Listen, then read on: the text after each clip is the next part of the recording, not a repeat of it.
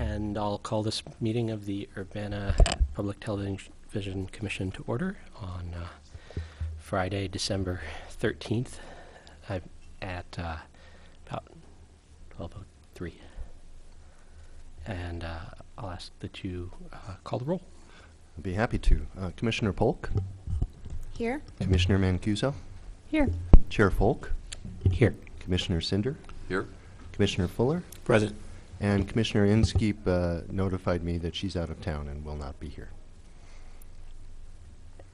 And I'll also mention that we have two staff, and Jason may be joining us later, but the new director of City of Urbana's IT department is here, which is cool. Does anyone have any modifications to the agenda that they'd like to propose? Nope.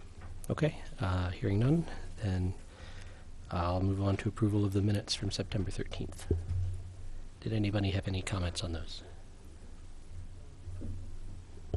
Okay, I'd hear a motion to approve them.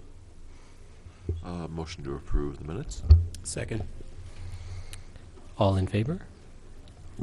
Aye. Aye. Any opposed? Okay, then the minutes are approved.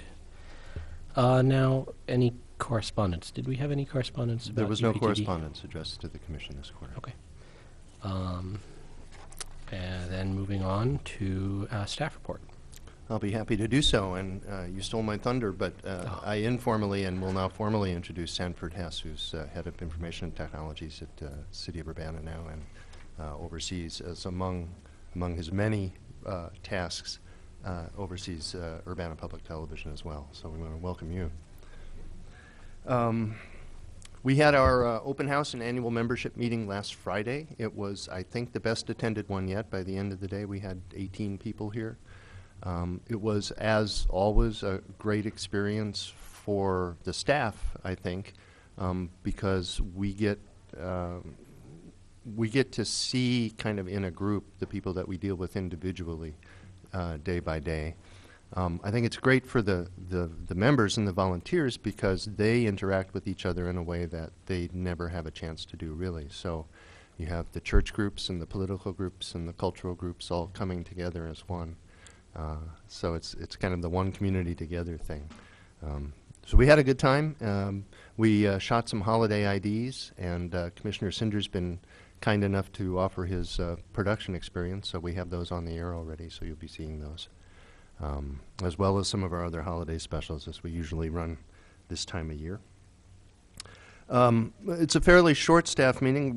We continue to participate in the Community Marketing and Communication Group, which is sort of a City of Urbana outreach program, as well as the Communications and Outreach Group, which is an internal group. Jason and I attended 2 volunteer fairs this past quarter, one at the University of Illinois and one at Urbana High School. And we had significant interest in Urbana Public Television at both of those. And as always, I think we've come up with a couple of live ones in terms of volunteers and production experience. As soon as Jason, here he comes. We've had some issues with our website and, of course, with the City of Urbana's website. So I just wanted Jason to mention how that's had an impact on UPTV and then talk a little about our Urbana High School programs. So the City of Urbana's website went down recently. It is back up and running now. Of course, during that time, the city meetings and other government access programs that we offer on demand on the city's website, not all of those were available. We did always make the city council meetings available on the temporary website that IT staff was able to develop. Some of the overlay, when we got the site back up and running, a couple weeks of videos that I had to go and re-enter the video code for, so we got that up and running on Monday and Tuesday, and then we did a podcast tour, so I'll have to update that page, and then everything that kind of is under me on the city website as far as video will be back up to date. Moving on to urbanapublictelevision.org, Drupal recently redid their website, upgraded it from Drupal 6 to Drupal 7, And there are now some issues with the actual Drupal website and how they group different modules on there that are some safety concerns for the community media Drupal project. So Kevin Reinen, who is our webmaster and hosting our website, is working with Drupal and trying to get some things done on that issue. We've received a number of spam accounts registering on UPTV site, so I've tried a couple different CAPTCHA options that we have. Nothing seemed to work quite yet, but that's something that we're still working through on that end of the site. Outside of that, I mean, we have a very, very limited time that we can actually, maintain urbanapublictelevision.org. So, of course, it's not moving along as fast as we would like, but we are right on par with all the other community, media stations that are in this project, and we're kind of running into some of the same barriers that we did with the Open Media project when we were part of that. It's a bunch of camera operators trying to design a website, and it only goes so far. But we're making progress, and it's definitely a team effort with the other stations that are involved around the nation. So we're going to see what we can do and kind of see where we're at and see where we want to go from here. Moving on to Urbana High School sports, we started basketball season recently. We've already ran 2 varsity boys basketball games. We will run all the home games with Urbana High School journalism class as commentators and camera operators, and then we're also running the crosstown rivalry games for the girls team, which is Champaign Central and Centennial. When they come to Urbana, we'll run those as well. In addition, last night they had their macho volleyball contest. This is where the junior boys against the against the senior boys in a volleyball game, and the winner of that game goes on to play a team comprised of staff. So that was entertaining. We streamed that live on ihsa.tv. That's always streamed live. And then you can also watch that on Urbana Public Television. We run those on Saturday nights at 6:30 p.m. And on Wednesdays when we don't have meetings, you can catch those on Wednesday evenings. And you can check our online schedule to see when those are on Wednesdays. The only other thing that I have for you before our clips reel is just an update on the policies and procedures revision. If you'll recall, I learned finally that the ultimate authority for approving revisions to policies and procedures for UPTV is the head of the finance department, which was Bill, and we were going to work together, and then Bill left. So we were kind of waiting to have a permanent comptroller appointed, which has happened now. We were under the impression that we were being moved, that all of information technologies was being moved from the finance department to the executive department of the city, and we've just learned this week that that's going to be put off until the next budget. Is that right? We are in a sort of gray area for the moment where administratively we will roll up to finance because it was not worth the effort to change all the budgets and move all the expenses. So we're going to continue to appear as part of finance for the most part, but directly from a line of command, we do report to the mayor now. So IT has made that move on one capacity. Our books will catch up as of the new fiscal year. Yeah, and it was legal's opinion that the new comptroller would be the authority that we would report to in terms of policies and procedures. And, of course, as Sanford says, the mayor has ultimate authority, and we obviously will be involving Sanford in looking at those as well. So, I'd be happy to answer any questions, and once those are over, we can show you some of what we aired this quarter. So as of now, are most or some or all of the capabilities, which of those 3 would you say of the website from a UPTV perspective, where are we at in getting things back up? You're referring to the city's website? Both city's website and uptv.org with the Drupal issues. Okay, well, uptv.org is still up and running. It has all the capabilities that it's always had. Okay. So you won't notice anything different in that aspect. We're just kind of looking to see where we want to go from here.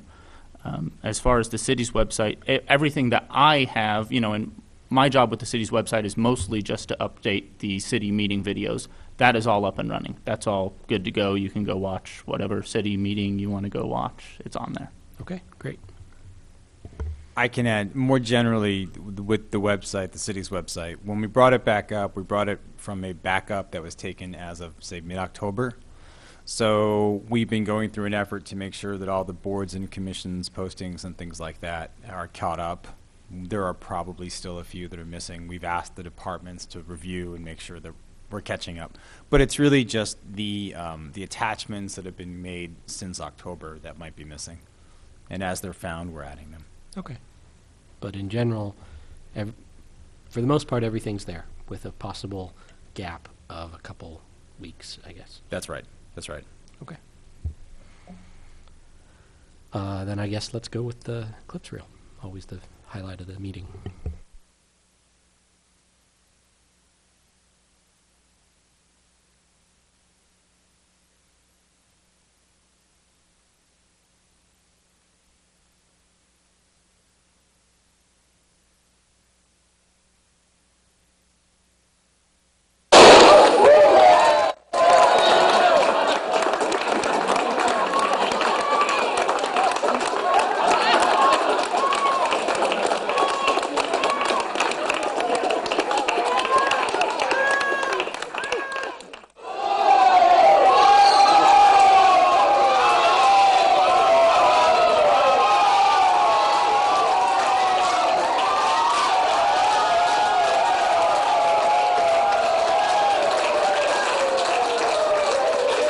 Citizenship is about commitment to community and the willingness to struggle to better people's lives. And there is no better example than you can find in this country than the young people who are challenging the repressive immigration law.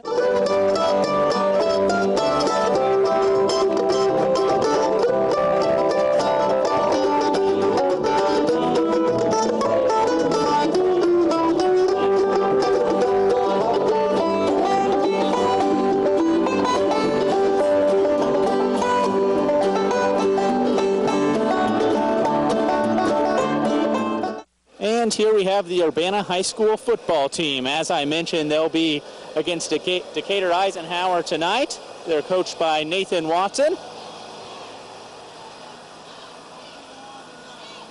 Urbana High School football preparing for their Week 7 battle. It's homecoming at McKinley Field. We see Urbana Fire Department in view. The Urbana Fire Department Chief is Brian Neitlinger.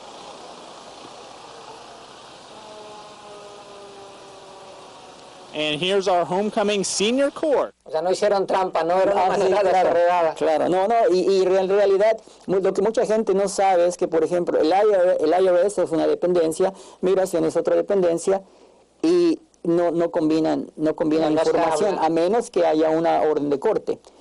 Pero lo mismo pasa con la acción diferida.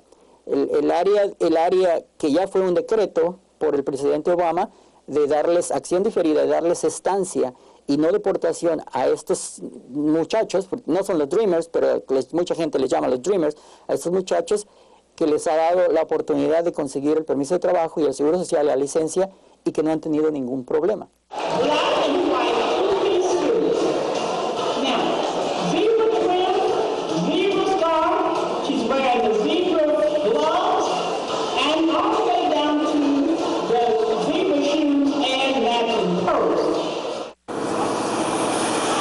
Urbana Walmart store protest, Black Friday, November 29th, Urbana, Illinois.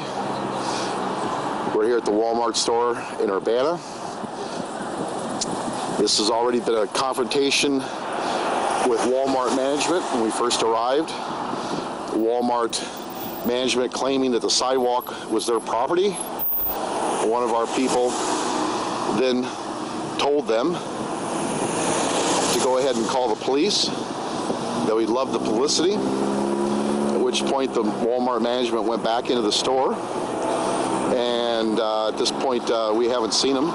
before they left, one of us asked them where their property line was, and they said that they weren't going to tell us. A few years earlier, after the implementation of the Affordable Care Act, we saw changes to health insurance that made the rules better for consumers. For example, insurance companies could no longer rescind coverage once you got a bad diagnosis. So that's what that means, is improving coverage for people who already had health insurance.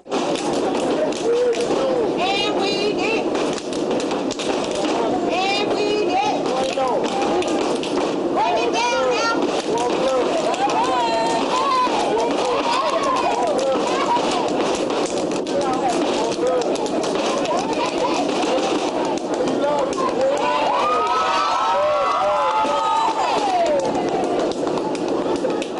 That beautiful tower not only drew people to the courthouse, it also attracted lightning, which struck numerous times over the years. As a result, the spire was removed in 1930, and following severe damage in 1952, the whole tower was lowered by nearly 60 feet. After the construction of a major addition to the east of the existing courthouse, which opened in 2002, the Champaign County Board decided that the clock tower needed to be restored to its original height of 123 feet. Hi, this is Jake Schumacher, station manager for Urbana Public Television. Happy holidays. And you're watching UPTV!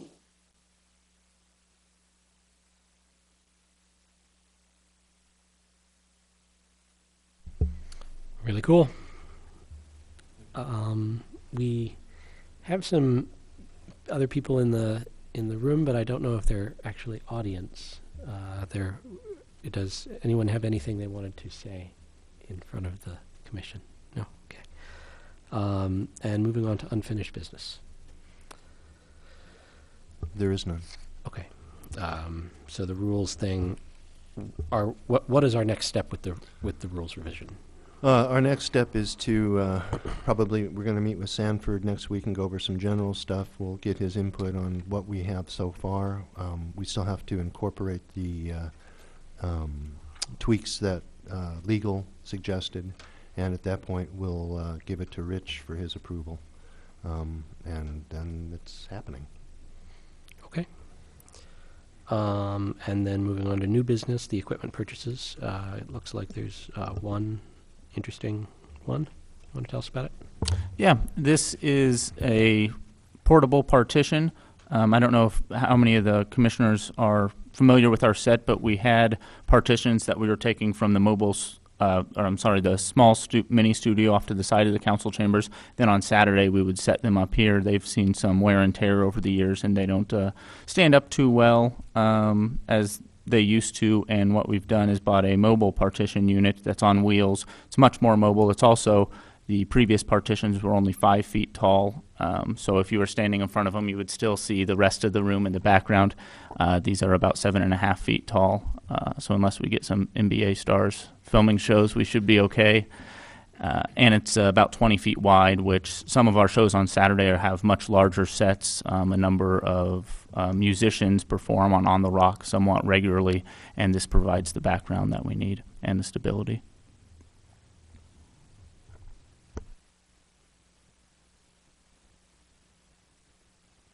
Do we have any commissioners' comments? Nope. Okay. Our next meeting is scheduled for March 14th at 12 noon, same place and same time on TV. And I guess I will hear a motion to adjourn. I move we adjourn. I'll second that. All in favor? Aye. Aye. Any opposed? Nope. Okay. Then this meeting is adjourned.